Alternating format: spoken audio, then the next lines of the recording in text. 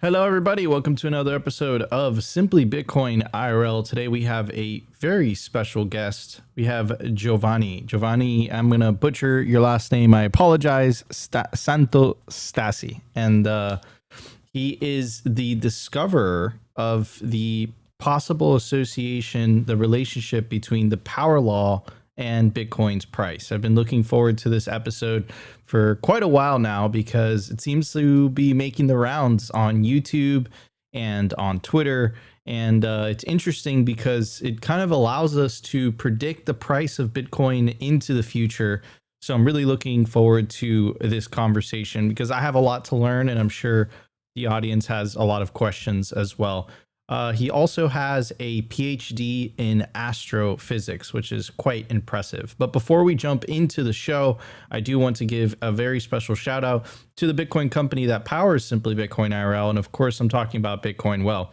Bitcoin Well is the best place to build your automatic self-custody Bitcoin stacks, self-custody by default, future-proof your money with Bitcoin Well. It's a publicly traded company coming out of Canada that recently expanded to all 50 states that is self-custody by default. That means that you can't leave your Bitcoin on the platform. As soon as you buy Bitcoin, your funds clear. It goes directly to your self-custody Bitcoin address, which perfectly aligns with the Simply Bitcoin ethos of the separation of money and state. Support self-custody by default Bitcoin platforms like bitcoinwell.com. So check them out. Anyways, I do want to bring Giovanni onto the stage. First off, with an apology, Giovanni, how do you properly pronounce your last name?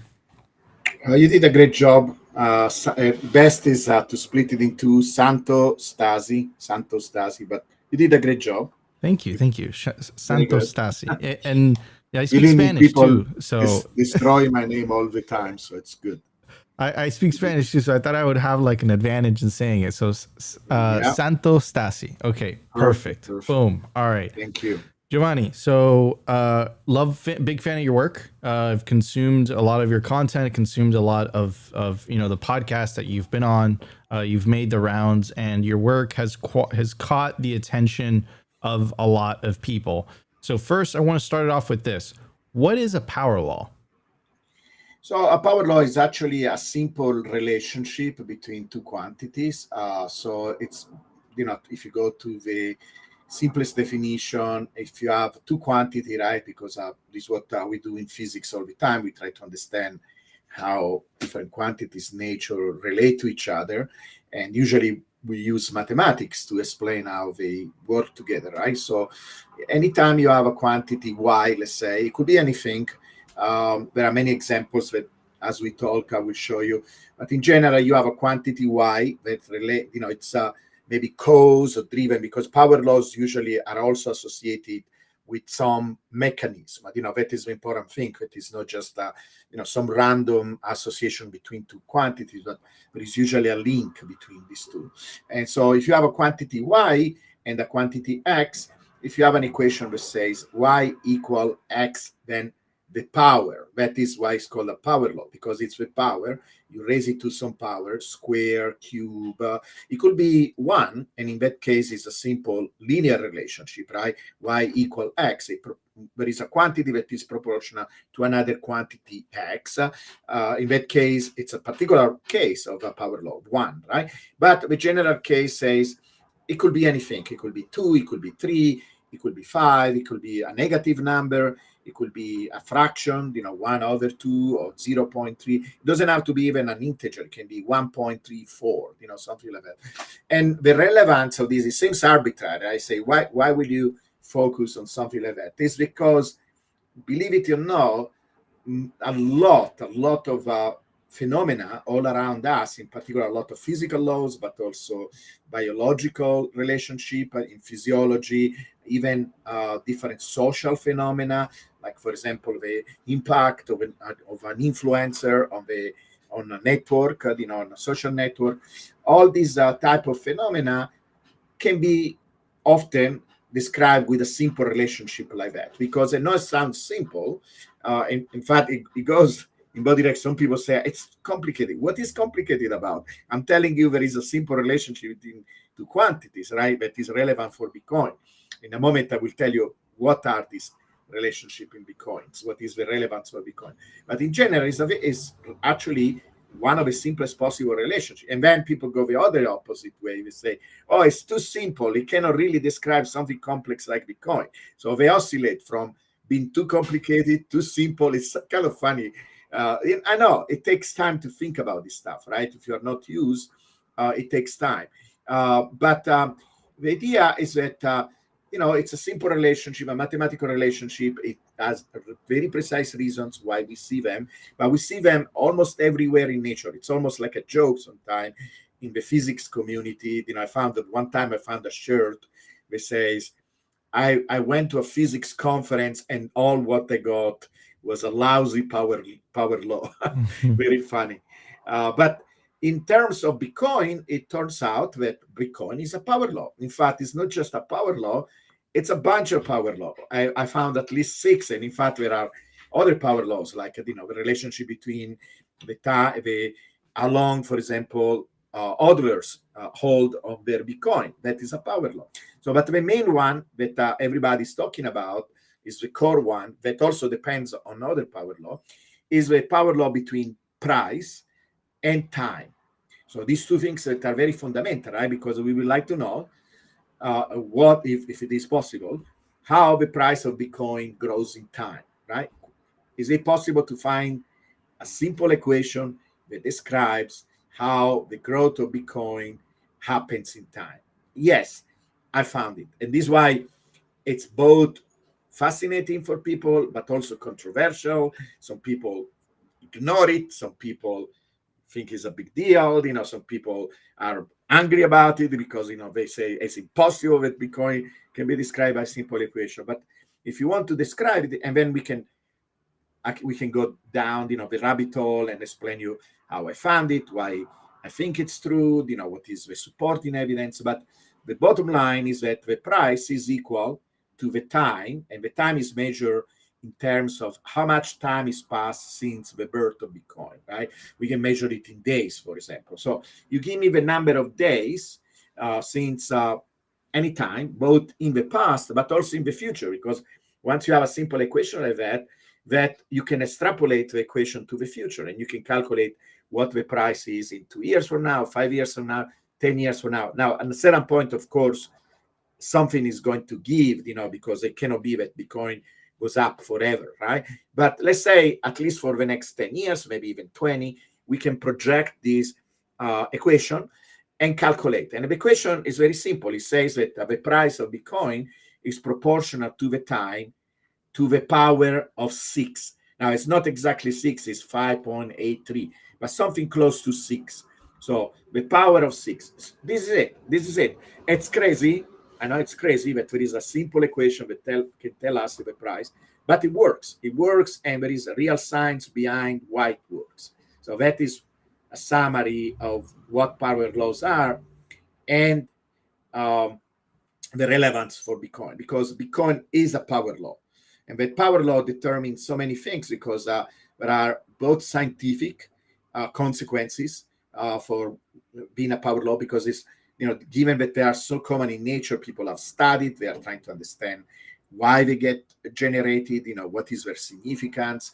But also, it's a philosophy. It's a philosophy about what Bitcoin means, right? The fact that it follows a very precise pattern, what generates the pattern, what are the implications. So it's an entire understanding, almost like a worldview about Bitcoin.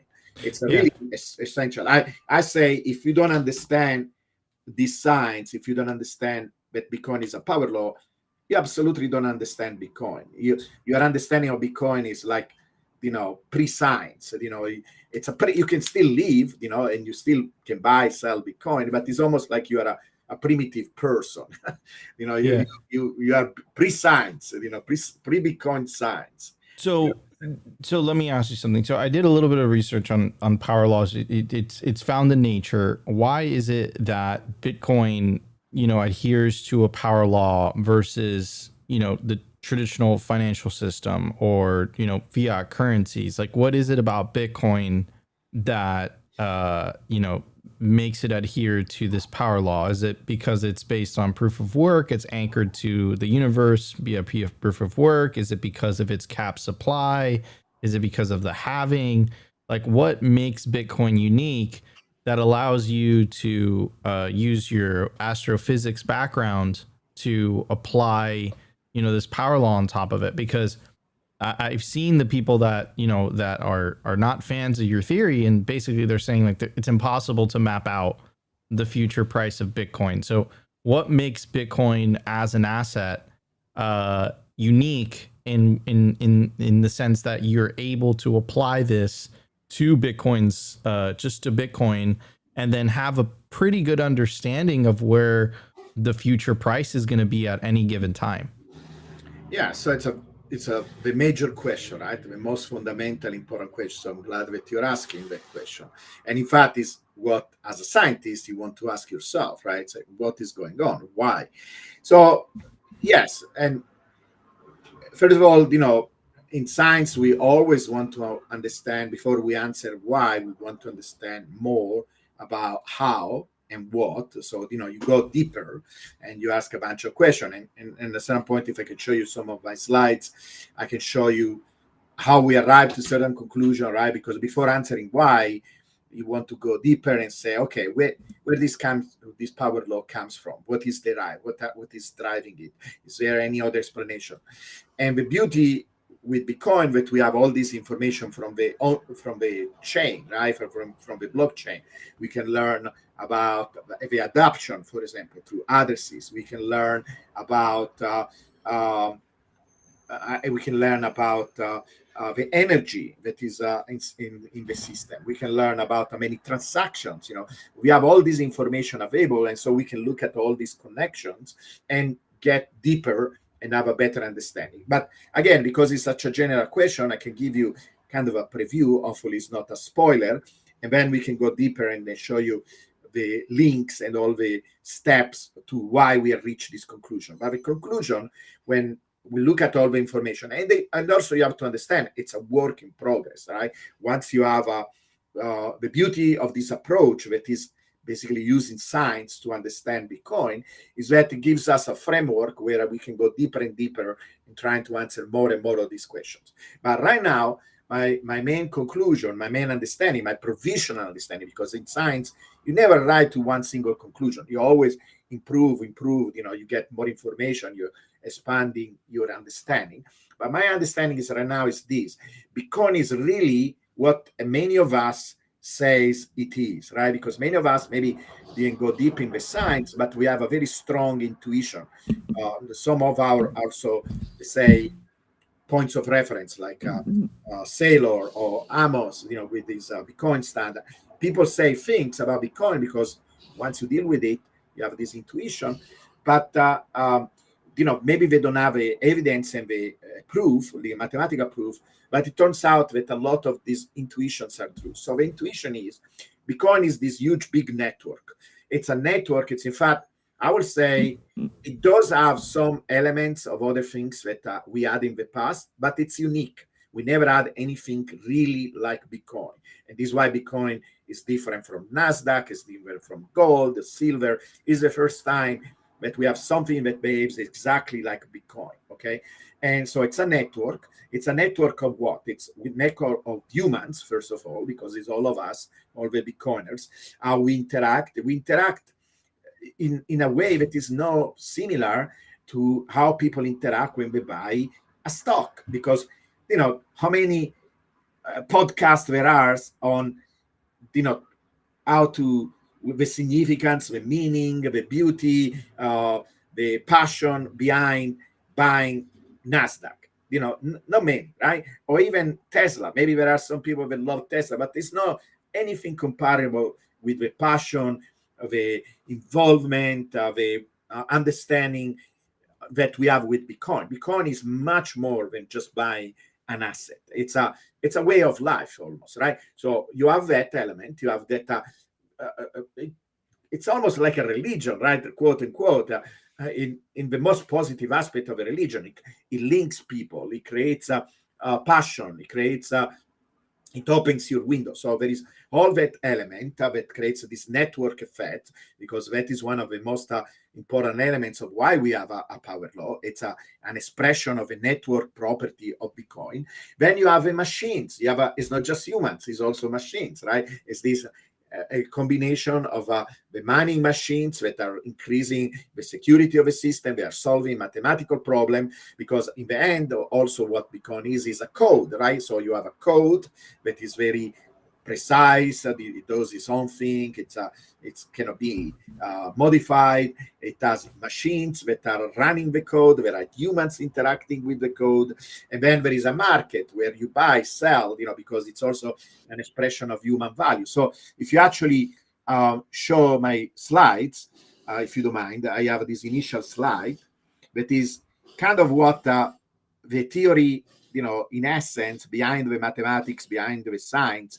It's really like a philosophy also, right? So it tell us, and I use this Ouroboros, that it's an ancient symbol for eternity, because it's basically like a feedback loop, right? Where all these things interact, and you close the loop. You have this human value that is expressed by Bitcoin, because we are putting more and more of our earned money. It's $1 trillion now of entire cap, but eventually will be $10 trillion, $100 trillion. So it's representing, in a very symbolic but also direct way, all the values, all the things that we desire about the world, and people have different desires, have different wishes, it's almost like a mirror. Everybody is putting inside Bitcoin what they think. And then, because of the network properties, the beauty of it is that it's not proportional to how many of us enter in this network. It goes up with the square, because this is what is called the Metcalfe law. So Bitcoin follows, is actually one of the reasons why we see that 6, that I will explain in a moment, this amplification. There is an amplification of the impact of each of us. So when we bring, if we double the number of Bitcoiners, we don't get 2 times the value. The network doesn't become 2 times more valuable. It becomes 4 times more valuable. If we triple the number of Bitcoiners, the network becomes 9 times, 4 times, 6 times. So it's a non-linear effect that amplifies more and more. 10 of us, 10 times more Bitcoiners, 100 times the value. So it's a beautiful thing that we have this non-linear effect that is a network property, and it's expressed in the value directly of Bitcoin through the price, okay? Because I know, as you see all some of the comments, people say 1 Bitcoin is 1 Bitcoin, but it's not true, because Bitcoin is also interacting with the external world, and it's actually the fact that it's growing relatively to the dollar. It's an important thing. It's an expression of how valuable it is. And it's also the fact that, as I told you, it's a function of time. It's a direct function of time. How people say Bitcoin is time. Well, exactly. This is what we found scientifically. But Bitcoin is time. In fact, it's time to the 6. Okay, so it's amplified by a factor of 6, because you have a growth of Bitcoiners. So the growth of Bitcoiners goes up with the cube of time. It's not an adoption code. It's not a simple adoption code. It's actually also a power law. So how Bitcoiners grow, it's a power law. In fact, it goes up with the cube of time. And then the price responds to this growth with the square of the Bitcoiners. So this is why you get this power of time to the 6. It's the combination of these 2 effects, the growth of the Bitcoiners and how the system responds to this growth. When you combine together, you get 6. But it's crazy. It's an incredible, big number, because, when people say price goes parabolic, well, a parabola is a square, right? The power is 2. For Bitcoin, the power is 6. So it's super parabolic. It grows really, really fast. And then it turns out there is another power law, that is the power law between price and hash rate. And that goes where the hash rate is equal to the price square. So as the price grows, more miners are coming in. They bring more security to the system. They make the system stronger and more reliable. But it requires from the miner more and more commitment, in the sense that now you have to put the square, right? So if you want to, as the price goes up, you have to go up with the square of the price. So if the price doubles, you have to put 4 times the hash rate. That means that the hash rate is also predictable, not just the price. And it's an equation that says hash rate equal time to the 12. So it grows really, really, really fast. And it's okay because, it's energy well spent. It goes in this monetary system of the world that, eventually will take over the entire world, where all our values and our energy and our time, it's conserved, So it's really a beautiful, complete theory of what Bitcoin is, where it's going, why it's important. And, when people say it's not backed up by anything, it is backed up. It's backed up by us. It's backed up by people putting the value, their energy, their time, their dollars, their thinking, their aspiration inside the network. So work responds in this non-linear way. That is amazing. So first of all, this is incredible. This is good stuff. It's obviously over my head. I don't have a background in astrophysics, but I will say this. There are some things that you mentioned that I found quite fascinating, which is the spiritual component of Bitcoin, right? The reason that we all care so much about this, the aspect of the aligned incentive structure of model of Bitcoin. So, node operators are running nodes because they don't want to trust someone else's copy of the blockchain. Bitcoin miners are mining Bitcoin because, they're following it. They're following profit. In the process of following profit, they're making the network stronger. The network gets stronger. The higher the value proposition, the more people buy it. So I'm instinctively understanding what you're saying. And I do believe in number go up over time. What is fascinating to me is the fact that you've been able to apply, correct me if I'm wrong here when I say this, but this mathematical theory on top of that, kind of documenting how it grows. Now, my question to you is, how is this any different than, for example, the other extremely popular kind of predictive model, which is Plan B's stock to flow? Is that like a more, archaic version of the power law model? What's your take on that? Okay, so first of all, I get a lot of criticism about this because people say, hey, focus on your model. It's not a model, it's a theory. It's a full, complete theory of how Bitcoin works. And don't talk bad about other models. But this is not how science works. Science, and by the way, somebody called me an astrologist. I am an astronomer, that is science. And science people have worked in finance for a long time. We are among the most successful analysts of the stock market, etc. Scientists. In fact, actually, we have a problem in physics where too many physicists are going to Wall Street instead of discovering the laws of nature. So we are among the best experts in financial matters. Financial people don't understand the market. Physicists do, because physics understands everything. I know it sounds arrogant, but it's true. What have finance people ever done for us? Nothing, right? They invented quantity easing, while physicists make everything. Almost everything we see around is made by physics. So anyway, S to F. So first of all, science doesn't work like that. Sometimes you have to point out also what is wrong, right? Before you build something new, you also have to point out what went wrong in other analysis. When, for example, my countryman Galileo came about with all the other people that created this revolution about our understanding of the universe, they had to tell, well, Aristotle was wrong, right? They had to tell the Earth is not at the center of the universe. They needed to tell, they needed to tell both the new information, but also say what was wrong with the old information. So let me say a few things about S to F.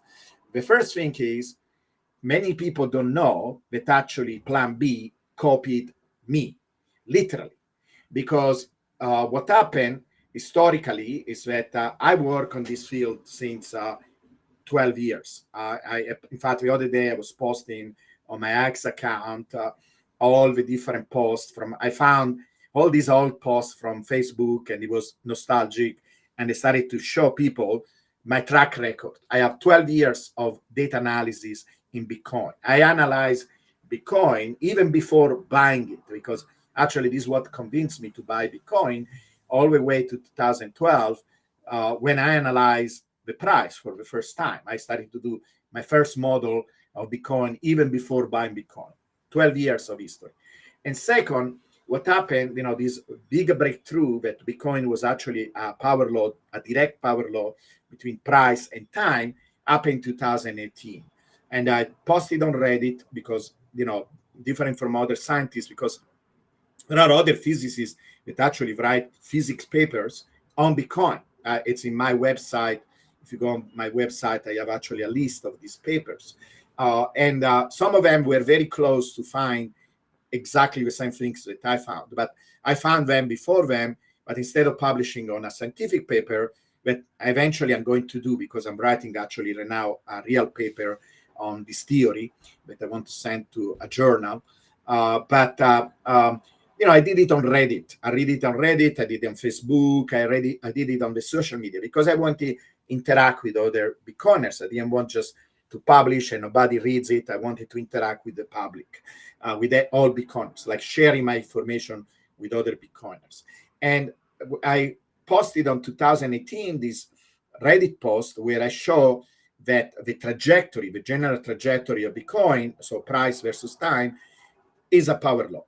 And so this is another thing that many people don't know. I have 5 years of what is called out of sample. So when I make a prediction, I say I'm going to make a prediction. I already made the prediction for 5 years, and I've been right for 5 years. Okay, in the sense that Bitcoin has followed this general path that I'm describing. So I have a track record, and it's almost unheard of because almost nobody makes prediction 5 years ahead about anything, right? In particular, stock, kind of assets type of things. Now, what happened? Plan B saw this post. I know for many reasons. One, because he kind of told me. And second, I talked with him. And second, this idea of using power law is not something common in finance. And he has a finance background. In fact, many finance people don't even understand it. They don't have the tools to understand it. I talk with them. I can see how they talk about it. They don't understand the basis of it. So he took the idea and he changed it where he introduced this new quantity called S2F. Instead of doing a direct relationship between price and time, that is the beauty of a model because it's simple. That is a beautiful thing. That is why, for me, it was a breakthrough because you don't need to introduce anything else. Now you can go back and say where this derives, what are the causes for this interaction between price and time. But the beauty, it's that it's a simple relationship. He made it more complicated, maybe because he was trying to find out the cause. That is a noble thing. He did a good thing. He did what a scientist will do, the first effort in trying to understand a cause, right? A causative link between the price and the time. So he thought maybe is stock to flow. Where did he get stock to flow? He got it from the Bitcoin standard. Okay, so he kind of tried to put together my idea in 2018 and what the Bitcoin standard says that as stock to flow is a big deal for things like gold, silver, and he thought maybe it's a big deal for Bitcoin. This is what Plan B thought. The problem with that is stock to flow, it's a horrible measure for Bitcoin. It's a horrible measure because the supply grows in a very predictive way. It's an equation. It grows, in fact, before the first halving, the supply grows directly with time. So it's kind of a function of time. And then there are the halving. So his idea was because we are decreasing the amount of Bitcoin available, the price will jump. But if you go and look at the data, you look at issuance and how issuance relate to price, there is absolutely no relationship. It's zero relationship. And there are many reasons for that. One of the reasons is that the issuance itself, how many Bitcoins are produced, it's a drop in the ocean in comparison with how many Bitcoins are moved every day in the market. So it doesn't matter if you reduce it by a factor of 2. It has almost no impact at all. I can show you a graph, if I find in my slides, where I can show you the volume. But imagine this, right? The volume is over there, like here, like I draw a line, volume versus time. And then here below, almost like 100 times less, is where the issuance is. How many issuance means how many Bitcoins are produced. So imagine you have this Amazon river, and then you have a like little river, 100 times smaller, that contributes, to this big river, but it's 100 times smaller. Now you say, hey, this small river, the flow of this river went down by a factor of 2. Who cares? It doesn't going to make a difference. So is a theoretical idea of using S2F was a good attempt, because it's great to try to find the causes of this relationship, right? But he went in the wrong direction. And then he created this model. There are more problems with S2F. The fact that really it depends on these jumps, right? It depends on the jump. There are only, at that time when he actually published his first article, we had only 2 jumps. So he used 2 jumps to justify this relationship between price and S2F. It's ridiculous. From a mathematical point of view, it's absurd, because you cannot really determine anything from 2 jumps, okay? But it turns out that mathematically, you create an illusion of correlation. And I wrote entire papers on this. And I can, like, for example, I use random noise instead of issues. Instead of coins, I say, okay, let's substitute the number of Bitcoin produced with complete noise, just random noise. And I have a beautiful graph that matches it almost 100% S2F with noise. Then I did it. People were not convinced. They say, well, maybe, if it works with noise, means it works with everything. Okay, so I went and I got soccer prices. Like every 4 years, there is the World Cup, and the price goes up by a certain amount. I have a table. Again, I wrote a Medium article about that. I use these prices, and I use them instead of the halving. Okay, so arbitrary time instead of being the halving, but it happens every 4 years. And again, I have a beautiful S2F model. It works with anything. I took the issuance of Bitcoin, the price of Doge, I put them together, I get an S2F for Doge using the issuance of Bitcoin. I can do it the other way around. I can take, it doesn't work. It's crap. I don't know how to explain it. Today, I saw a post from Plan B. He blocked me at a certain point, and he has like 5,000 people liking his stuff. You're liking a ghost. You're liking something that doesn't work. It's literally trash. I don't know what else to tell. It makes me sad, because it's not me being jealous of Plan B. If it was like, when there are analysts that says they do good work, I am the first one to say fantastic work, amazing, beautiful, because I am a scientist. I love when people explore Bitcoin, which is the love of my life and the subject of my studies. So I appreciate them discovering, exploring, more things we know about Bitcoin, wonderful it is. I'm very upset with Plan B, because he's selling, literally, because he makes money through YouTube, but he has 1 million people following him on Twitter by selling trash, and he knows it's trash. He knows, because he has enough information from my interaction with him, or the people telling him. He blocks anybody that contradicts it, So this is why I'm so mad about this model, and I want to be even more mad, because there are too many people that got hurt by this absurd model that is, it doesn't have any information. It doesn't have any predictive power, because it's based on an illusion that there is a correlation between stock to flow and price, and it doesn't exist. The data shows so. So I'm sorry for this rant, but as a scientist, I'm also upset when somebody's selling trash, and is telling this is what Bitcoin does. It's not. It doesn't have anything to do with Bitcoin. No, I think it's really important that you said that, because Plan B does have an enormous following, and a lot of people are buying, or a lot of people believe in the stock to flow model. I'm just an observer, and just kind of make content and just kind of observe what everything's going. The general idea is, I know that Bitcoin will go up over time. Now, one of the things that I wanted to talk about, Giovanni, because if this theory is correct, it's really fascinating, because in a way, it allows you to predict the ups and downs of Bitcoin in a way. Here's one of these websites that I found, Bitcoin Fair Price Calculator, and it's based on, you know, the power law stuff that you're talking about. And you can just kind of put into the future, so the end of 2025, and put in the month, and it will give you the fair price of Bitcoin, which is $120,000, which Yeah. is you know, the fair price, and then the bottom price is about Yeah, I 50,000.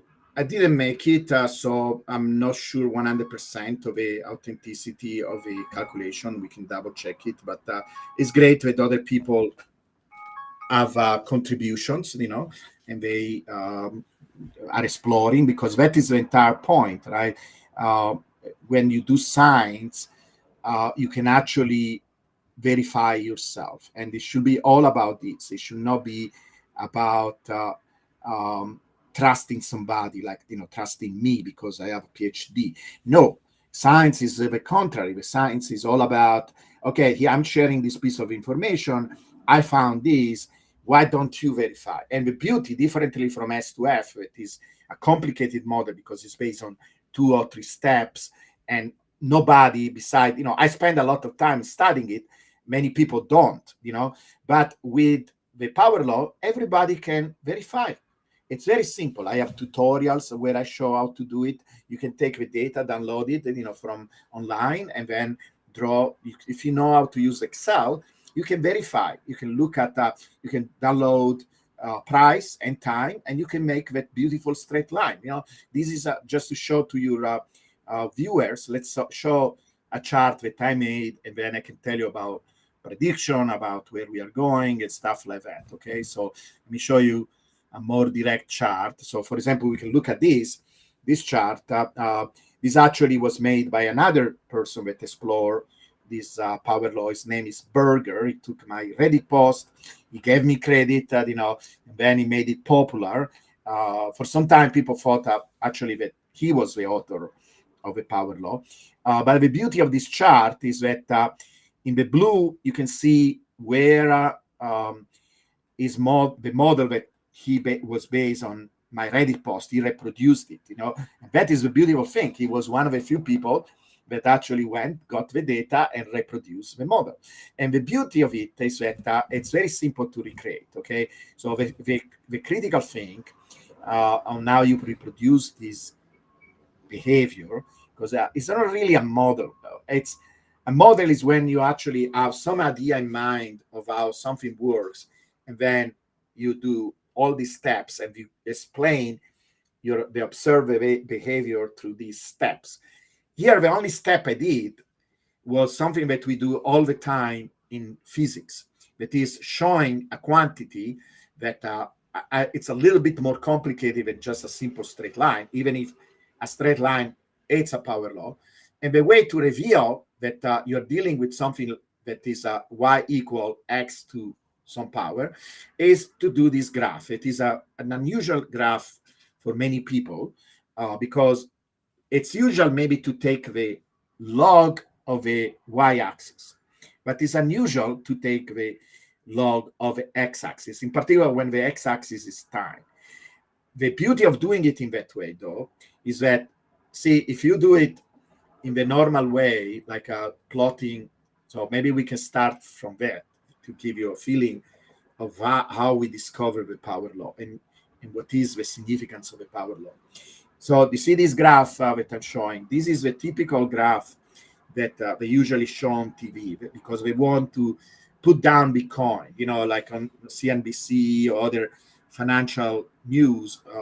They want to denigrate Bitcoin, and the way they do it, they show this chart. And this chart is linear, with just the normal price on the x-axis, sorry, on the y-axis, and then time, the normal days, right? In this case, days, it could be dates or whatever, in the x-axis. When you do it in that way, Bitcoin looks very disorganized. It looks very crazy, right? The price goes up very much during the bubble. It went all the way to 65, almost 70,000. Then it dropped to 16. So this big volatility it's really shown up in this graph, right? And it becomes kind of a signal. The signal here is Bitcoin, it's crazy, it's doing all these changes, it's not something reliable, you should not invest in it, right? So this is the message that the normal press, the normal media gives to people. It is a stupid message because this is not a signal, it's the noise. This huge big variation in price are the noise. Now, it's true that in general, you see a growth, right? It goes up. But by this graph, you will not even know that it's really growing. You will think that it's simply changing up and down like crazy, right? Then this graph is a little bit more common. And so forget about the rainbow, forget the straight line, the curved line in the middle, the asterisk are the halving. But you see now, by taking the log of a y-axis. And what is a log? Log, basically, it's a very simple function, right? Sorry if we go in the math details, but basically, it's a function where if I express numbers with these, what is called the scientific notation. So I write 10 as 10 to the 1. I write 100 as 10 to the 2, right? Because it's 10 times 10. Then 1,000 is 10 to the 3. 10,000, 10 to the 4, right? The beauty of doing it in that way is that now you have this exponent, and the exponent represents what is called the scale or order of magnitude. And the log, what the log does, if you put in like almost like a box, right? I put in this box a number, and it spits out an answer, an output. The answer is the exponent. So if I put in the log 10, it gives me 1 because 10 is 10 to the 1. If I put in 100, that is 10 to the 2, the log gives me 3. If I put 10 to the 3, that is 1,000, the log gives me 3, right? And you can see here in the y-axis, I did that, right? I'm using the log. 10 to the minus 1, by the way, means 1 over 10. So it's a fraction of a dollar. This when Bitcoin was a fraction of a dollar. And then 0 is $1. 1 is $10. 2 is 100, and so on, right? You get the gist. The beauty of doing it in that way is that almost now we are flying with a drone or with an airplane above a forest. Instead of seeing these huge big trees, all these details of a noise, we are looking at a signal. We have an overall picture of Bitcoin growth over its entire history. You see, when I had this graph, the early history was almost hidden because the price was so small relatively to the latest price that it looked flat. But, by taking the log, you're able to look at the entire forest and look at the entire growth of Bitcoin in terms of what is called scale, because one of the most important concepts in understanding power laws is this idea of scale. So you're looking at Bitcoin when he was a little baby, when he was a teenager, when he was a grown man, and so on and so on and so on. So in this growth, now you see by taking this log is much more organized. It's almost like a signal is coming out and it's telling you that this bubble are not really where we should put the attention. We should put our attention in this general growth. Now, this general growth is not exponential because many people want an exponential growth for Bitcoin because they think exponential is very fast, it's going really up really, really fast. An exponential in a graph like this, that is called log linear because it's log in the y-axis and linear in the x-axis, will look like a straight line. And you can see Bitcoin is not a straight line in such a graph. So it's not an exponential. And this is another kind of a strike against S2F because S2F, if you understand it and you look at the math, it's supposed to be exponential. And so if Bitcoin was following S2F, we will see a straight line, and we don't see a straight line. So it's another kind of mortal blow to S2F, the fact that we see a curve. Now, you get even a better pattern, in fact, a pattern that is easier to understand because, a curve, it's reassuring, right? It seems that there is some very precise growth in Bitcoin, it's going somewhere. The fact that it's curved down doesn't mean that it's curving down, because if you look at this graph, you see it kind of tends to go up very, very fast, right?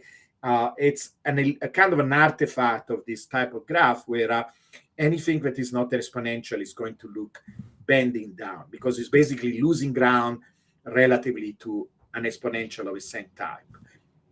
But it's still a very fast growth, right? Because we say already, we kind of reveal it's really a power law with the power of 6 that is very fast. Now, the ultimate trick that we have in our arsenal as physicists, when we try to understand a phenomena, we do these graphs all the time, right? We start with a linear graph, then we go to the log linear. And then if we don't see a precise pattern that we can recognize, and the easiest pattern to recognize, it's a straight line. Human beings like straight line. We are kind of monkeys, we are still monkey, me included. I am a big monkey. I like straight lines. Straight lines are nice, straight, easy to understand. So if you do this crazy transformation, that is, you're taking the log of a price and the log of time, that is something that, this is why it took all this time. Nobody did it for 8 years, right? 7 years of history of Bitcoin when it was created. Right, 2009, 2018, actually 9 years, 9 years of history. So it took 9 years of history before somebody actually showed this graph. Then you see something crazy happen, right? Bitcoin path, Bitcoin price is not anymore bent, but it's this beautiful linear growth, right? And it's not linear because we have to understand we are doing it in a log space. It's actually a curve. Now, though, it's a trick that we use, that because if you see a straight line in a graph like this, it's a power law. We are trained to recognize immediately that there is some kind of relationship, y equal x to the n. And the slope of this straight line in the middle, the straight line in the middle is kind of like a representation of this growth, right? It's a simplification. I know that it's not a perfect straight line because we still have a bubble. The bubble now are much more reduced in terms of size relatively to everything else. But, it goes up, it goes down, etc. It's not a perfect straight line. Now, I tell you that I have graph that I can show you where if I average the price, so imagine I have a moving window, I average the price over 4 years. Now, these bubbles almost disappear. And that price, it does become kind of like a little bit wavy line, but basically a line. But what that red line represents, it's what is called regression. It's a mathematical tool that we use, where if you have a process like this that is not exactly a perfect line, then you can say, well, can I simplify this behavior with a line? And how much the line comes to a real representation of this behavior? And the answer is, so you get you get three numbers. One is the slope when you do this. So basically you have an algorithm that tries to find a line that minimizes the distance of all the points. So you can think about an average, you can think it like a representation, like a simplification of this behavior. And so the algorithm gives you the slope, it gives you the y-intercept of that straight line. That is all what you need to identify a line. You need just two pieces of information, the slope and the y-intercept. And both of them have some significance that I will tell you in a moment. And then you get also a number that is called the R-square. The R-square is basically a measure of how well the behavior that you are observing is described by this line. And the answer is 0.95. If it was perfect, we will get 1. So in this case, 0.95 means that this straight line, even as simple as it is, represents 95% of the behavior of Bitcoin. And so it's a pretty good model, right? If you have something that is supposed to represent 95% of what is going on with the price, it's a pretty good model. And you will object to say, well, but what about this up and down? Well, the up and down, because we are up and down, sometimes they're above, sometimes below, they kind of cancel each other. This is why the straight line is a good representation. Sometimes you have a price below, sometimes above, they cancel. It's almost like they don't exist. And so the slope then it's 5.7 something. It's close to 6. And the intercept is a small number. And so we can write an equation like this that represents what Bitcoin then is. It's the price, 10 to the minus 17. That is the y-intercept, right? You can do a simple transformation and show that you go from a straight line to this equation. Use the log property to show that this is what the real relationship between these two quantities. It's a price equal 10 to the minus 17. We get this from the y-intercept. The days, how much time is passed from when Bitcoin was created, to this power, this number that is close to 7. Now, this number can vary a little bit. It depends where you calculate it. If you calculated close to a top, if you calculated when you're close to a bottom, it doesn't matter because you get very, very similar results, right? And you can show that over time that number stabilizes because really probably there is a real number, but because of the influence of the bubble, influence of the bottom, it gets changed a little bit. But you can draw it over time and show that it oscillates over a very precise number. It's part of doing the calculation, etc. Now, there is something even more amazing that I can show you that really probably the real power law. I'm sorry for this. The real power law is this one.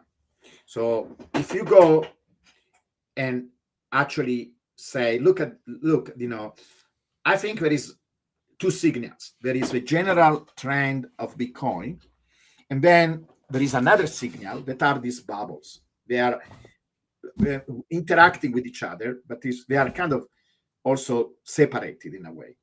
And you say, I want to focus on the general trend. So you have another mathematical method where basically you throw away anything that is too much of a deviation from the trend. And what turns out then in this way, you get the blue dots, that is really the inliers, right? What are called the inliers. And the outliers are the black dots, that are the bubbles.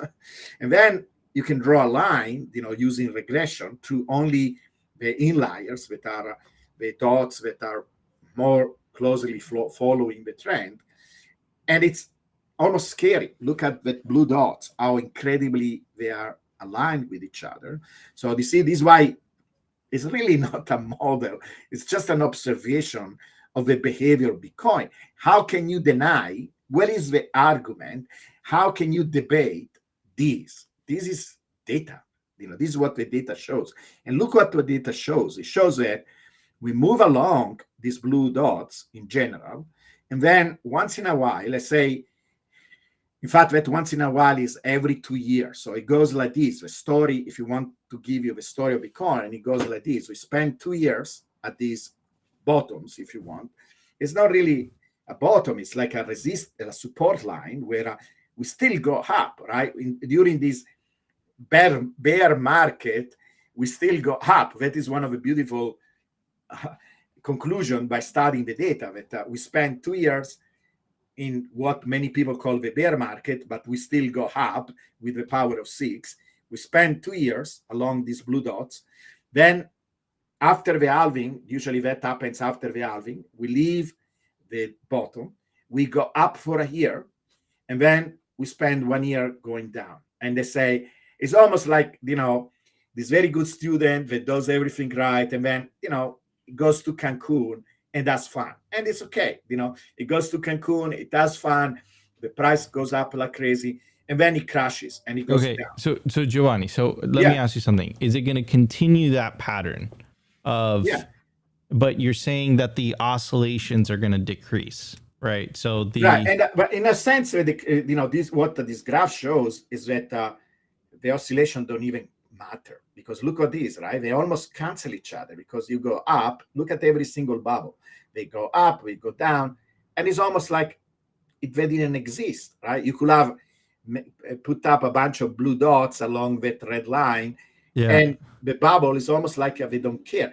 And notice how the price goes down to that blue dot. How in the heck the price knows where to go back to, right? Yeah. Something deep is happening here, because it will not, something that cannot happen by chance. It's not me drawing some crazy line or making up some stuff, but it's something deep there. Now, But I guess it's yeah, useful in I the want to answer sense. your question about why we can say that this is will continue, okay? Because it's very deep, important part of a theory.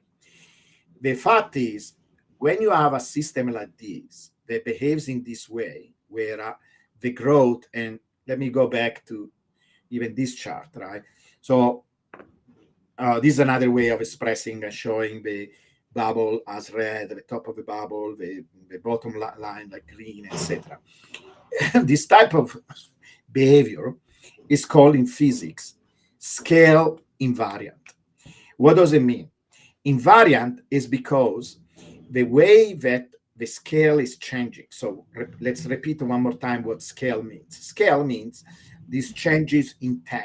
So 10, 100,000. So if you focus on the growth of Bitcoin, not in terms of a single dollar, but how the price change by factors of 10, so 10, 100,000, then you notice something very precise. You can even do it by hand. You could take a table of prices and ask yourself, okay, the price was this, let me go up by a factor of 10. How long did it take for that price of 10 to happen? And you can make yourself a table, okay? It's something that you should do, like almost a sanity check. Everybody should verify instead of trusting me. You can do it. So you notice that as we go up by a factor of 10 in price, it takes factors of 10 in time. And so the scale of price and the scale of time, they are proportional to each other. When that happens, we call it scale invariant. And the beauty of that is, and this is very universal, there are so many phenomena all around us, in nature, in social phenomena, they behave in this way. It means that doesn't matter how big the system was, it could be very, very little. Now, in the beginning, systems like these are very fragile. Like something can happen externally where you kill the system and then the system doesn't grow. But once it grows and it continues to grow, it continues to do it in a very regular fashion. And the regularity, it's expressed by the straight line. So the straight line means it continues to do this growth by increasing the price in proportion to the increase in time. And it's something that is very inherent, very fundamental about a system, because what happens, power laws are not created by chance. It's not something that this happens by chance. It's a very precise behavior.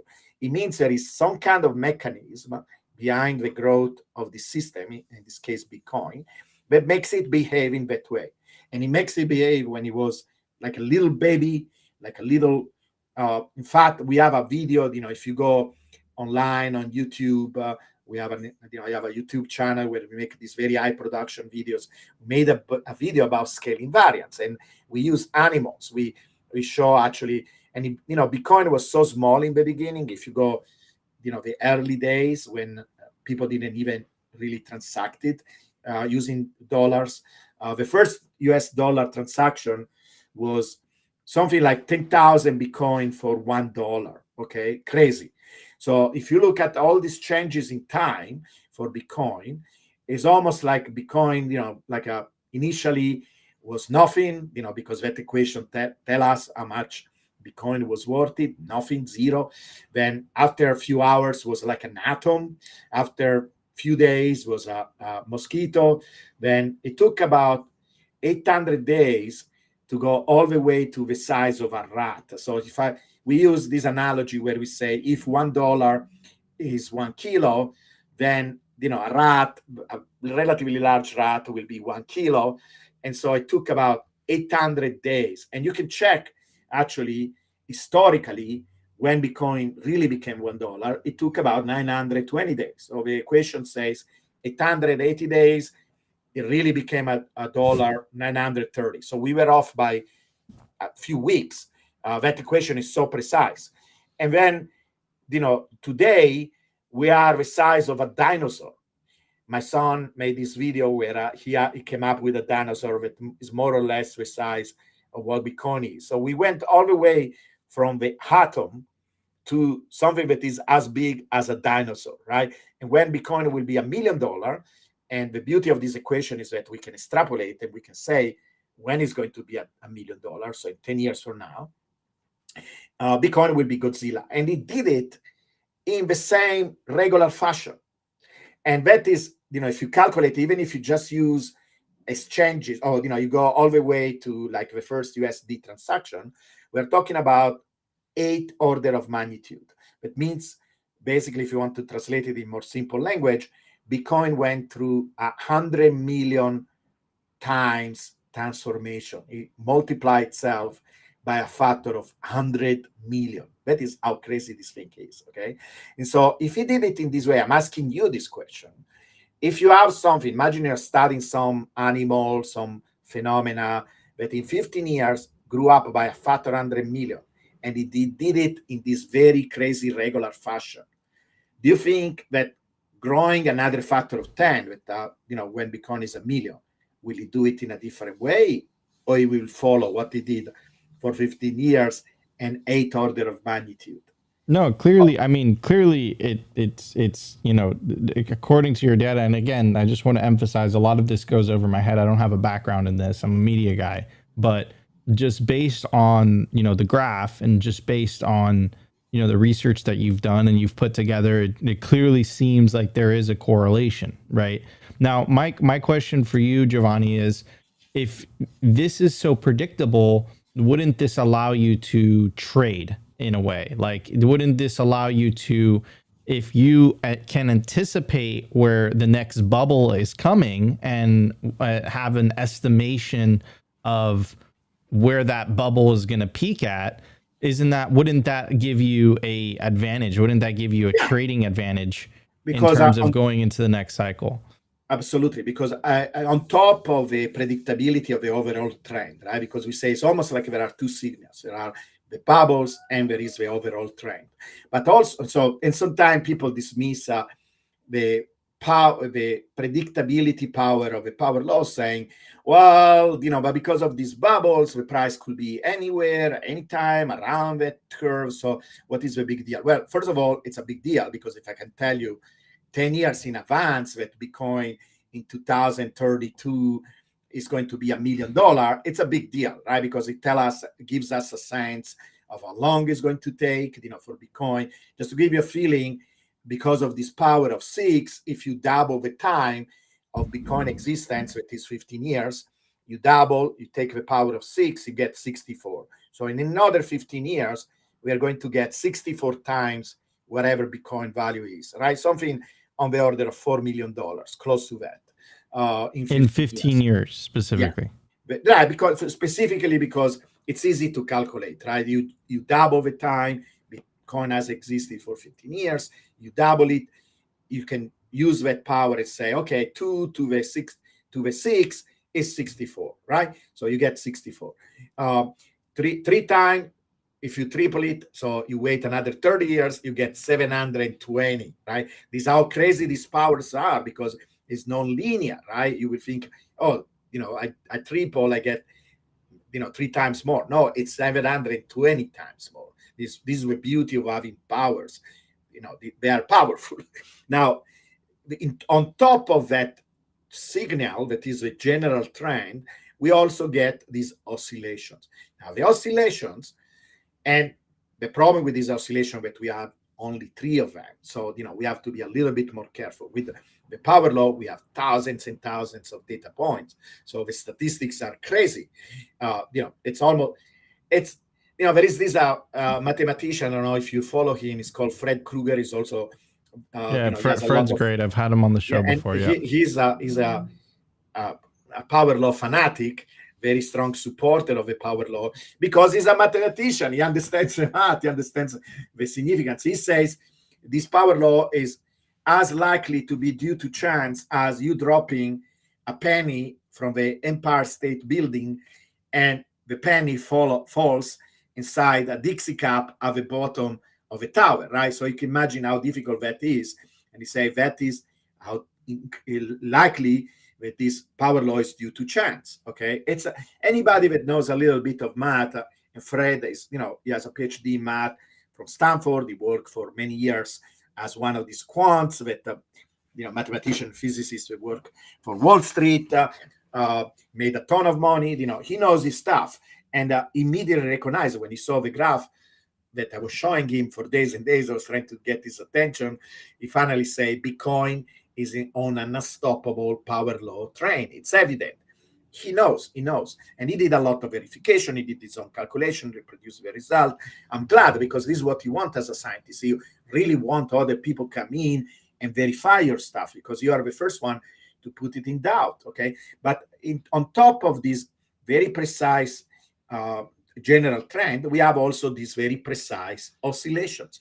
They are not random. Also, for whatever reason, they follow very precise Fourier patterns. You can identify them. You can identify them as deviation from the trend. Like, for example, in this graph that I'm showing percentage differences from the power law trend. And so you can color code it and say, well, when I have a certain big difference in the price relatively to the trend, I am in an area where, I'm close to the top. When I have big deviations in the other directions, they are negative because they are below the trend, then I am in an area where the price is undervalued. And so it's a good place where to buy. So if you want to do, so how can you use this information? Because we always say it's like we have a science, but science is cool and it's amazing. You don't need always to have a technology like, when you study a black hole, maybe 200, 300, 1,000 years from now, we're going to have black hole technology where we travel through wormholes, etc. But we are not there yet, right? And we study because we are fascinated. We want to understand the universe. So we could stop here and say, hey, it's great to know what Bitcoin does and the science behind it. But, we actually can use technology, and we can use technology to do things. Like, what do we want to do as Bitcoiner? We would like to have more Bitcoin, right? That is a goal. So if your goal is to multiply your Bitcoin, you can use this knowledge. I'm going to use it. I have a community of about 500 people. I have a Discord channel that people can join, your listeners, if you want to join our Discord channel. And we have indicators that we develop, because we want to use this knowledge to create a technology. And the technology is, if you combine the power law with the knowledge of the cycles, they are related but distinct things, but you can put them together. Then you have almost surgical precision in where these bottoms and tops are. And then what do you do? Well, it depends on your style, okay? And here is a little bit delicate thing, because some people are very strong hodler, and we always admire them because it's really the simplest possible thing, right? If you're a hodler, glory to you. You are not doing anything wrong. But it's not the ideal approach, in the sense that if you study Bitcoin, if you are careful, if you are not a degen, if you are very aware of what you're doing, you can use, with moderation, this knowledge to maybe multiply your Bitcoin. So one thing that you could do, for example, it's buying at the bottom and selling at the top. Now, are you going to sell all your Bitcoin? No. What about 10%? Maybe you take a little bit of gains, 10% when you are close to the top, and then you rebuy at the bottom, right? You put aside. You're not going to buy stupid things with this money that you you got from selling Bitcoin, and then you go and buy back at the bottom, and you can multiply.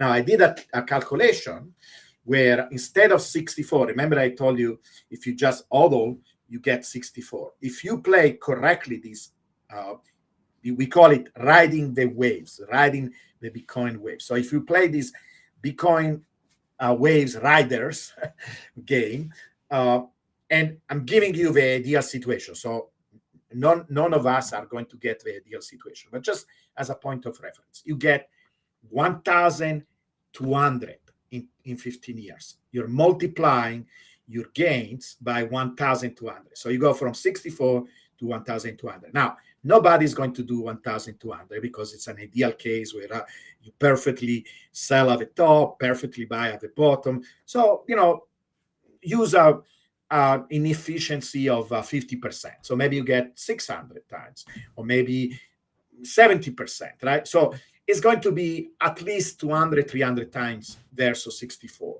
if you do this. And so again, don't do with all your Bitcoin. Just do it with a little bit, right? And let the other Bitcoin run, and then rebalance your portfolio. So if we miss the top and we go even higher, then when you have lady density is going down because of these tools allow you to know that we are going down from the top, then sell a little bit more, right? And you make even more money. And then you buy again at the bottom. The bottoms are really our strength because we can really determine, and I can show you some charts. We have these indicators, for example, that we develop where we are very, very precise with the bottoms. It's really where the theory shines because there are reasons. Like we did find the causes. We know that has to do with the hash rate, with the miners. We have all this knowledge behind why we observe this phenomena. It's a theory, and people can read the theory in my website. I have Medium articles. I'm writing a book, etc. But the knowledge allows you to identify very correctly the bottoms. And again, it's not a question of, you waiting for that particular day. It's a range, right? So when we are close to the bottom, you start to do more strong DCA. So we call it weighted DCA. So let's say you want to save every month $100 and buy Bitcoin. Well, don't buy Bitcoin when we come close to the top, right? Wait, put it aside, wait until we go to the bottom. When we are at the bottom, sell. You have how many shares you have at home? 3. Sell 2 shares and buy more Bitcoin. This is the right time to do it. If you can take a loan, get a loan. If you Giovanni, whatever. So what is let's focus on the immediate term and then let's focus on 2030, right? So if we're using your model, what do you anticipate is going to be the market top in 2025? So this is where I need to make clarification, right? Because one thing is the general path that we think we got it and it's very strong, it's backed by all this idea of scaling variance, etc. And then the other thing is trying to add the knowledge of the cycles. Now, there are 2 things. One is the timing, and the timing, if everything goes like before, because that is the big if, right? If everything behaves like before, and we don't know, but given that it has done it for 3 times, then we can kind of almost, I don't want to say the word guarantee because there is nothing guaranteed, but we can follow this understanding, right? So I did this chart, for example, you can see here, where I took all the different cycles and I averaged them. And so this is what you see. Every dot represents a month. So you have every month is represented by one of these dots. And the bars, the error bars, this is how you will do in a real scientific paper, right? You get a measurement, you tell how big your errors are. So the errors here represent the variability of that dot relatively to all the data that you have. You have about, every dot represents about 90 points because it's basically 30 days in that month for 3 cycles, so 90 points. And so you can see these bars sometimes are huge and sometimes are small. Notice where they are the smallest. They are the smallest at the peak and at the bottom. That is great because if we want to do this thing of identifying the top and bottoms, that is exactly where we care, right? In a range. So we have this terminology. We say it's like a clock, right? So we think if you think about 4 years being 12 hours, then in our terminology, 0 or 12, it's the top, the historical top, basically the end of the cycle. Around 3 o'clock is where you have the bottoms. So that is about 1 year after the top. So it takes about 1 year to go down. And then we spend about 2 years here below the trend, and then 1 other year to go to the top. Now, it turns out that the real tops don't happen exactly at 12.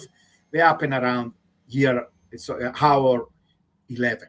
And that is about 2 or 3 months before the end of the year. So if you want to translate all these in terms of very simple, practical, actionable information, is we are going to start the bull run. So, okay, I'm telling you the entire story from here to the next bottom. Okay, ready? So right now we are about time 7:15.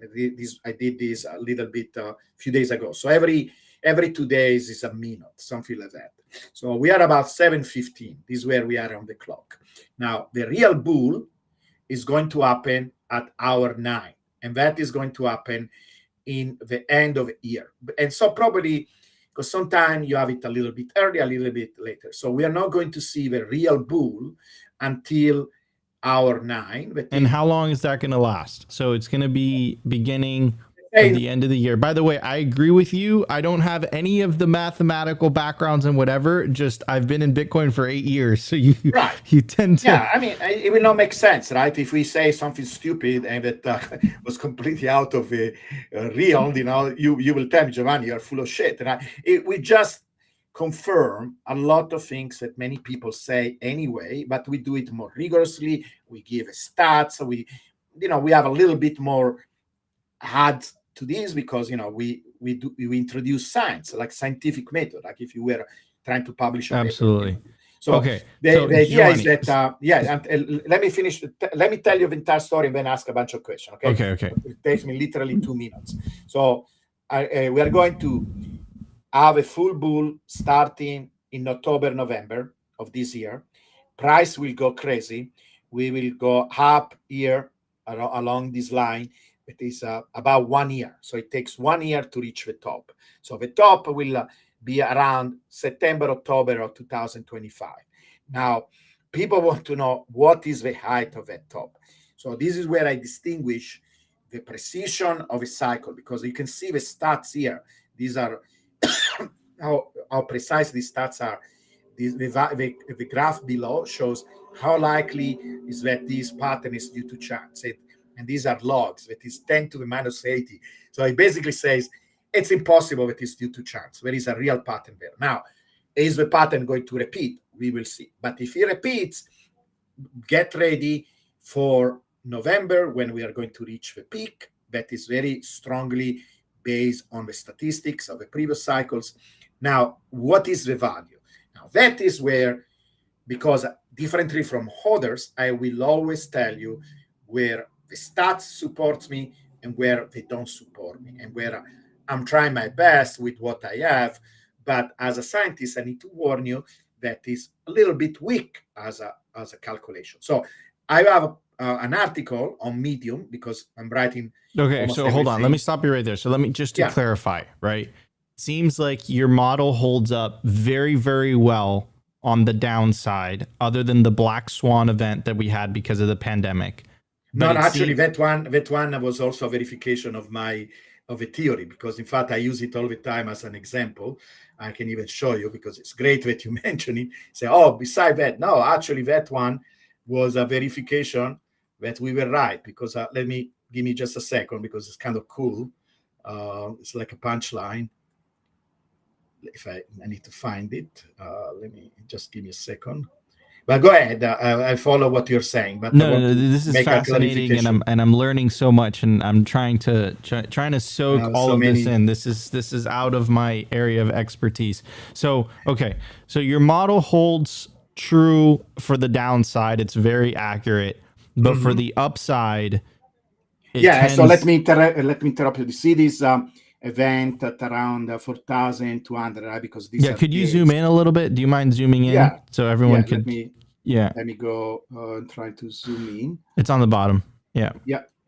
So if you see this thing here, this dip here, right? Yeah, that's the black swan. That's the code. And you see actually what happened. It went a little bit below, and then it said, "Oh fuck, I should not be here. Sorry for the bad word. Let me bounce back." So actually that is what, in fact, I will use it in my paper and say, look at this, for some reason, the price knew that was something that they cannot violate, and he went back, right? So it looks like even during the pandemic was almost like a stress test of a theory. The theory held that there is some kind of crazy power law, unviable line there, and even during the pandemic, we respected it. In fact, we were a little bit too bullish relatively to that trend. And then there was this correction. and the correction brought everything back to normal. Okay. So let's go back ahead with your question. Yeah, go ahead. no, let's go back to what we were initially, just because, and I'm really glad that you brought that up. So the upward trend, right? So it's November of 2025. Again, I don't have this type of background and whatever, and I usually don't talk about speculation and any of this stuff, but instinctively, I feel historically Bitcoin tends to peak 12 to 16 to 18 months after the halving. That's what I've noticed. That's what I've seen. This cycle, there was this big theory of the left translated cycle, but it seems like it's not playing out because we're crabbing sideways, like always happens, right? So November of next year we start. And by the way, we are moving along the power law. I can show you a graph where the power law is becoming like a resistance right now for the price. So what is the cycle peak? And I know that. This is where, as a scientist, I have to make all these disclaimers and say, because this is what science teaches us, that we need to be honest and open with our data. So I wrote this article that people can read on Medium. You can also find it in my website. I'm going to use my website. It's called bitposeidon.com. So everybody should go to my website to learn more, because I'm putting there all the information. It's going to be kind of a hub for everything related to power law, and I can give you the link if you want to put it in your. We've been putting it in the live chat for everybody. So I wrote this because there was some debate, and there is this guy, I think he's called Crypto University something. Bitcoin University. I think this was a Crypto University, different from Bitcoin University. But he calls it a 5.3 theory. And then Peter Brandt also was discussing basically the same idea. So their claim was, we are already reached a peak on 70,000. Said it's stupid, and I explained why it's stupid. But if you follow the logic, right? I wrote this Medium article. It's called A Scientific Method to Evaluate the Size of a Bitcoin Bubbles. Okay, and explain my logic. It's all based on measuring the difference between all the different peaks from the trend, and then we notice if we take all the bubbles and we plot them in terms of deviation from the trend, they also follow a pattern. Now, one has to understand that is only 3 data points. If I try to publish a paper, a scientific paper, with 3 data points, they will laugh at me. Not enough information. I understand. They will think that it's stupid because there is nothing to support your case. But again, is part of what S2F does, because his entire model is based only on the bubble, but are only 3. So it's ridiculous. But you don't do that. But given that it's a minor thing, it's not that our entire model is based on these 3 data points. We only try to make a rough estimate of the size, because it's not really important. If we get the timing correct, it doesn't matter if it goes to 200, 300, 500. All what we care is that during the time we are on alert to know that the price is going down, and then we can do whatever we need to do. We stop buying if we are doing DCA, or we sell a little bit with the intention to buy back at the bottom. All these things. The timing is so much more important than the correct size of a bubble. Okay, but if you follow the reasoning and say, look, I know it's not scientific, I know it's not the best, but it sometimes is all what you do, right? We only have 3 data points. Can, based on these 3 data points, make a rough estimate of what the size is. And then what you do, you project that decay. So it looks like it's exponential. That is exponential instead of being a power law, the decrease of the bubble size. So they go down very fast. And the estimate, if you follow the logic of my article, is that what we are going to get is about 80% deviation from the trend of the next bubble. And the trend, at the time of a bubble, the trend will be about 120,000. So we're talking about something on the order of $210,000, $220,000. And I like this approach because it's all based on using the information that we have, making an extrapolation, and also it's a very conservative estimation. Instead of pushing FOMO and telling people we are reaching 1,500,000, we are saying, look, if it looks like the bubbles are becoming smaller and smaller with time, if this continues, then this is what to expect.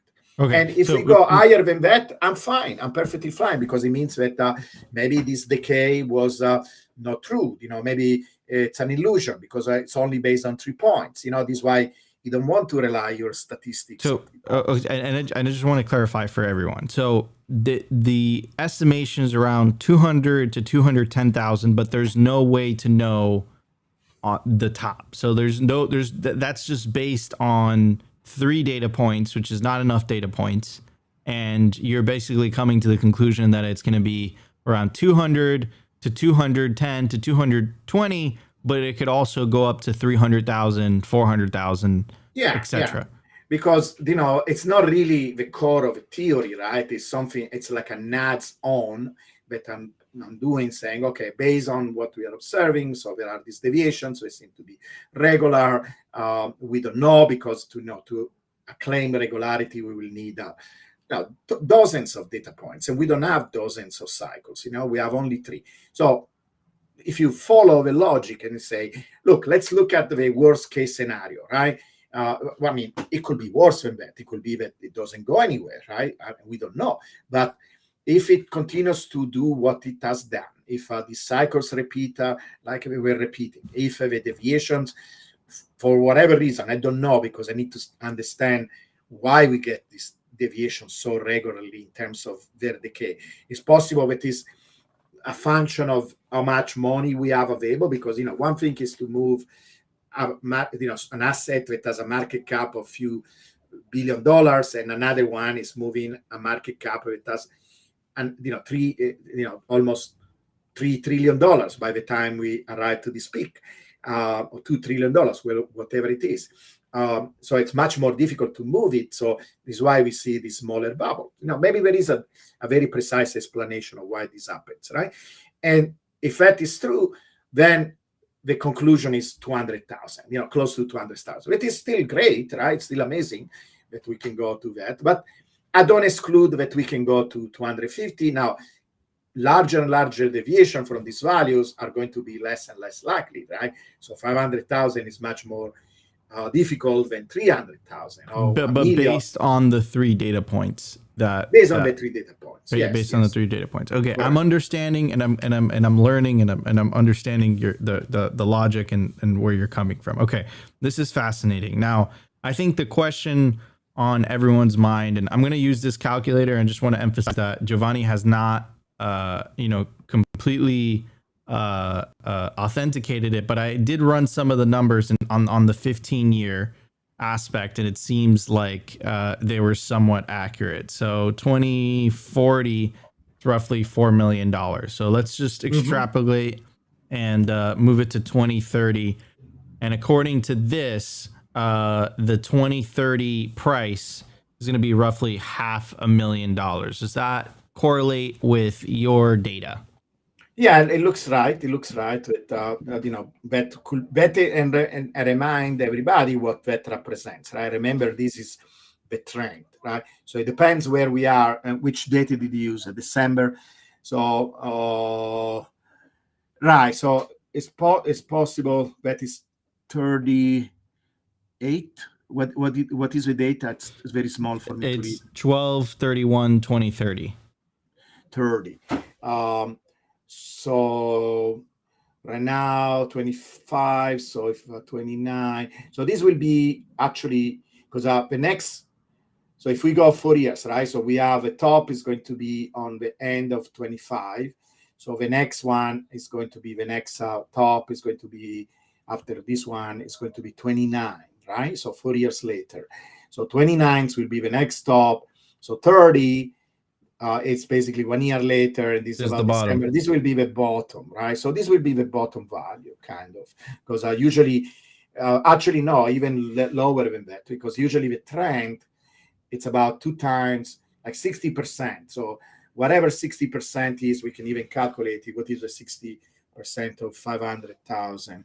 Close to 250, right? Something. And like that would be the bottom, you said. Yeah. So that is yeah. So it's about actually 60% deviation. That is so 200,000. So 200,000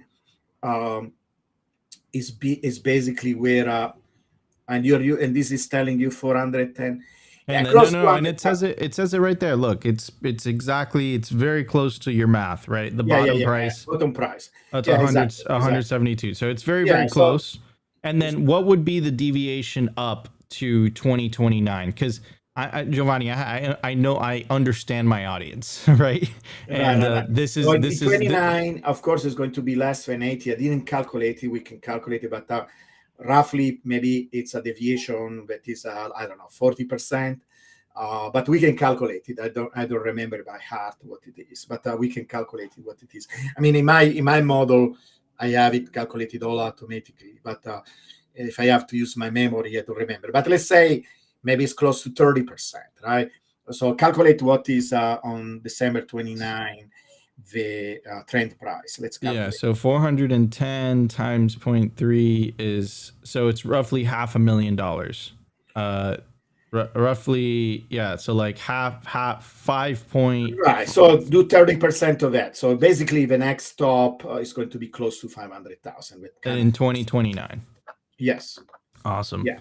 And then we crash all the way to 180. And so you can see, right, if you time it correctly, and even if you just sell 20% of your Bitcoin and you buy back at the bottom, it's going to help you. It's going to help you a lot. Absolutely. And then you can use other things. You could use, maybe you can do some options with MicroStrategy, where maybe you short MicroStrategy.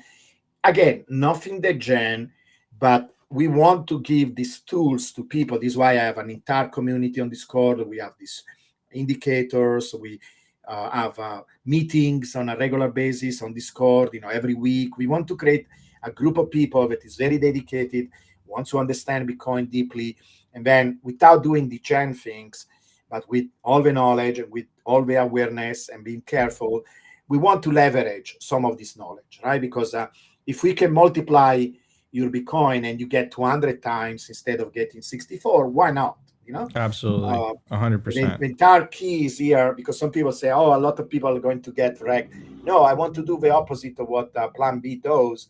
And instead of pushing FOMO, I want to tell people, be careful, be careful. But at the same time, because of this very strong predictability of Bitcoin, then we can leverage and try to multiply our Bitcoin, because that is our goal, right? We would like to have more Bitcoin. 100%. It's always good. I also want to say too that like this, you talk about science, right? And you talk about these things and data points.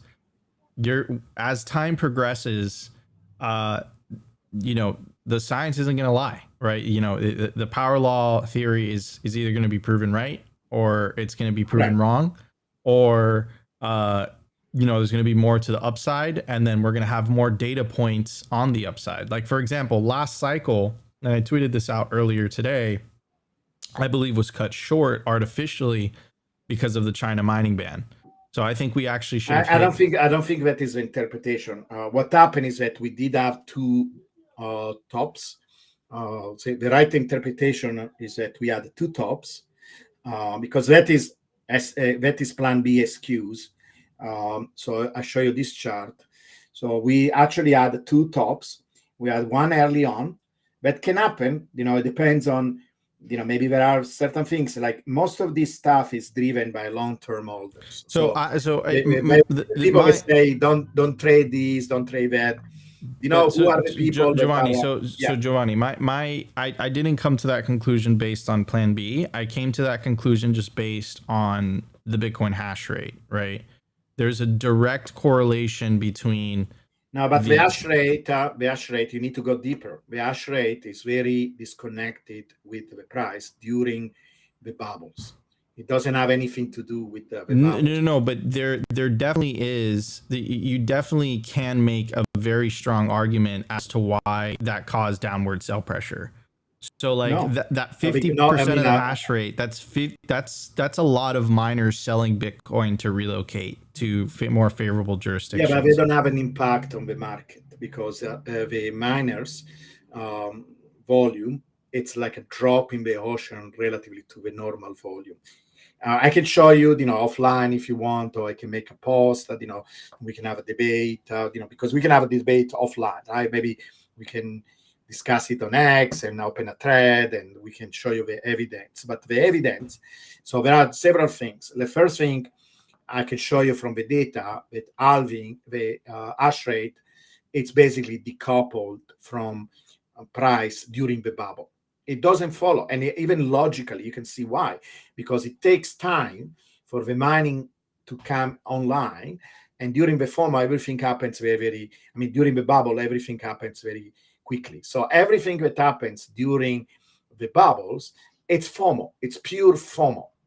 So it's probably what happened is that the banning create panic in the people, and the people sold. It's all what happened. It's all FOMO. It's all FOMO driven. There is no fundamentals. The miners have basically no impact during the bubble. So the only time when we have an impact, it's at the bottom, when everybody sells, so then is when the miners have an impact. During the bubbles, they don't, because there is a decoupling between the hash rate. So it was all driven by FOMO. So I agree that maybe the news created some kind of panic, but notice what happened, and you can see it from this chart. The real top, happened exactly where it was supposed to be. So there was an initial top. There was no the right timing. That could be driven by other that was bullish. Maybe it was too much excitement of, the FTX, all these kind of things, a lot of people coming in because there was a lot of advertising, whatever FTX maybe was creating FOMO, because we were doing advertising and all these stars coming in. One can make always a story. One has to look at the data. And then the real top happened exactly where it was supposed to happen, but it's the second top. And the size of a top, it's in line with the decay of the other tops.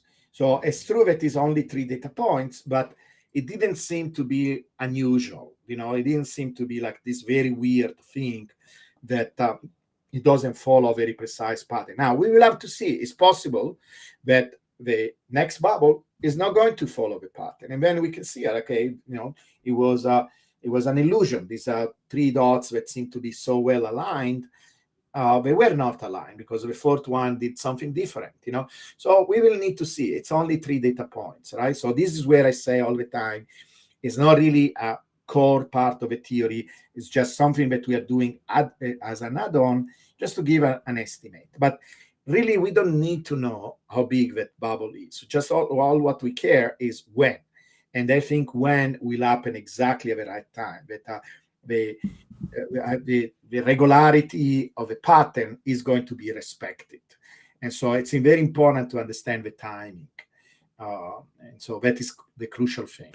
Interesting. Well, Giovanni, this has been, I am very, very, very privileged to have you on the show. I've been in Bitcoin for a long time, and I talk to a lot of people, and this fascinates me, and I've learned a lot. I don't say that very often.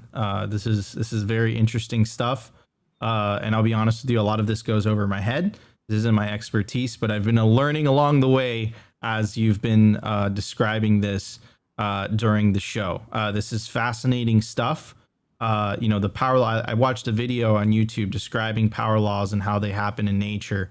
And I think instinctively, us Bitcoiners understand that, that there is that Bitcoin is somehow connected with nature. And I would make the argument that is connected via proof of work. It anchors it to reality.